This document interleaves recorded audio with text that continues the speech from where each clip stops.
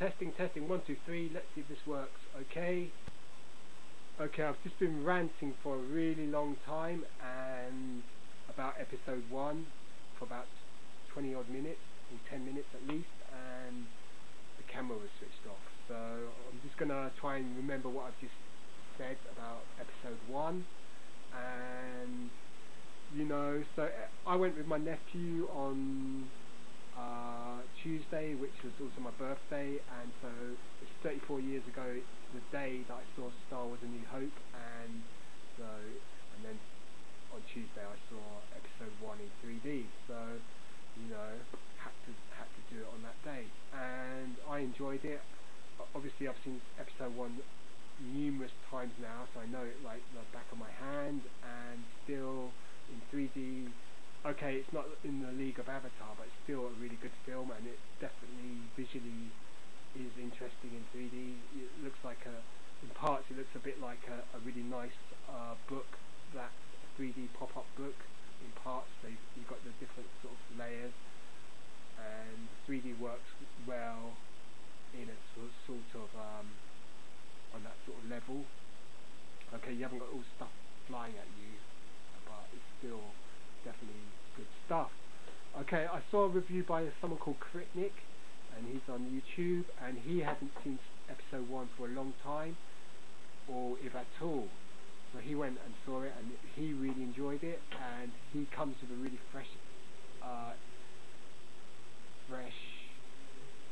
view of the film, and really enjoyed it more than he suspected he would, and enjoyed the 3D, and the review he's done is really good. So if you can check his review on YouTube, check it out, and he does a lot of other movie reviews. My nephew liked him, liked the episode 1. You know, it's got some good points to it. It's got like the lightsaber battles with Darth Maul are really good. They're the best out of the first 3 films, plus the music on episode 1 is the best out of the first 3 films. It was a film that had maybe too much to tell in just the space of 2 hours.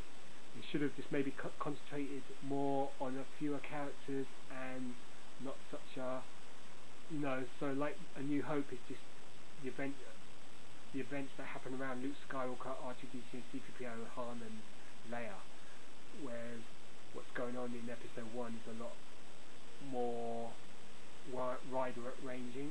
So it's, you know, because I saw that film in '99, I went to a cast and crew premiere, and Rick McCallum was standing in the queue behind me.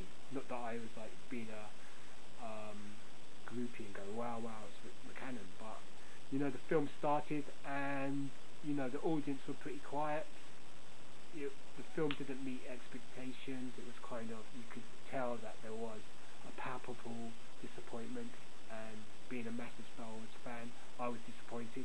But if you get, then year 2000 the video came out, and you start watching it more and more, getting more into it, and you know, you really start to appreciate the film. Okay, Jar Jar Binks is the biggest gripe with episode 1, and that's because he is a constructed character who's meant to be funny, and thus he isn't really that funny, whereas C-3PO and R2-D2 in episode 4 are really funny when they bicker in the desert, and C-3PO kicks him and tells him to go that way. Go that way, you'll be malfunctioning in a second. And you know, R2-D2 is probably telling him to bleep off and all that sort of stuff, you know, and they actually, in the middle of the desert, when they should be sticking together, and they are actually robots, they actually go their own separate paths. And this is taken from the film, what's it, Throne of, what's it? It's not Throne of Blood, is it? It's not Throne of Blood, I don't think. It's Throne of something. Well, you know, Kurosawa's film. And you've got the 2 Japanese characters that do that, and Lucas used that for C-3PO and R2-D2, and that's really funny. So you've got all of that, and the sort of, in Empire Strikes Back, when Han Solo and R2-D2, I mean C-3PO, was sort of bickering, that's kind of funny as well. So with Jar Jar Binks, he's trying to be funny, he isn't funny, and but from a child's point of view, I'm sure my nephew really found Jar Jar Binks really funny. So, maybe it's jaded, cynical adult eyes that really just find Jar Jar not so amusing.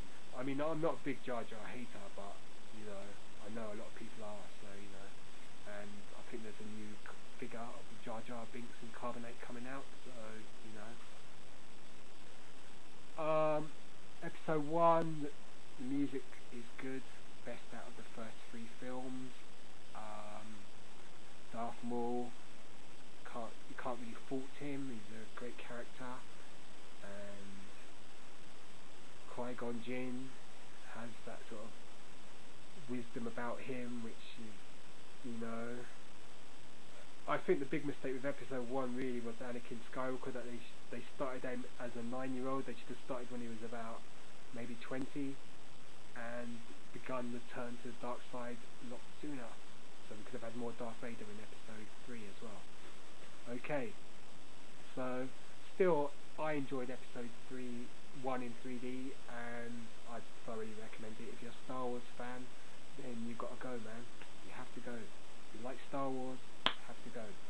And it's part of the canon, so it's part 1. So and episode 2 is going to come out in 3D, and then episode 3 is a really good film, so you can't complain about episode 3. So there. Okay, so a bit peed off that I just did a review before this and I didn't film it, so this is the sort of from memory of what I said earlier. So now it's just time to say farewell. But oh yeah, I showed this calendar as well, which I made this on Publisher, so it's quite a good thing. So you've got January there, February,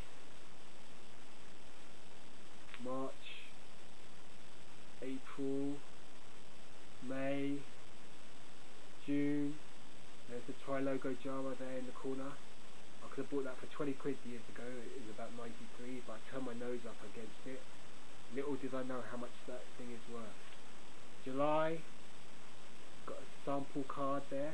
I've got a sample figure on YouTube. It's a Gamorrean Guard on a 2-1B card. That's worth checking out. Some more figures there. The Canadian Sears figures, super rare. September, I think I missed August. Oh no, it's August. September 2012. October 2012. November. And December. Okay, so hopefully you've enjoyed my ramblings, and if you prefer me to do my reviews like this, I might get behind the camera a bit more often from now on, and I'll just go over what I've got again today. So here's the Stormtrooper on the Palitoy card, really nice item. Bit peeved that I sliced the back of the card with the knife, but it hasn't gone through to the front, and it's a Palitoy on the with a Tri-Logo bubble, and that could be a Tri-Logo Stormtrooper as well. Nice item. Got the Luke X-Wing, easy to find on eBay, £6 or £7. Nice item. Red 5, standing by, ready to go. Nice outfit. Helmet's a bit too round if you ask me, but you got some good stuff there. G.I. Joe body, Hasbro. Super articulated Utapau Shadow Trooper, looks nice. Look how far the figures have come. 1983, 2005. So big difference. 10 quid for that, graded. If you wanted it ungraded, you're going to pay the same. So all you've got to do is just look for modern stuff that's graded with low starting prices, and you might snag yourself a bargain. And then the family itself, Lucasfilm family box set. You've got the 4 figures there. Lucas as the Baron, his 2 daughters and his son. UK graded. Really nice. Get this from the UK StarWarsShop.com in 2006. I think this was sold in Forbidden Planet in the UK. Pretty sure it was. So nice box art. Nice 4 figure set. You can get a better view of that. Okay. Don't say I've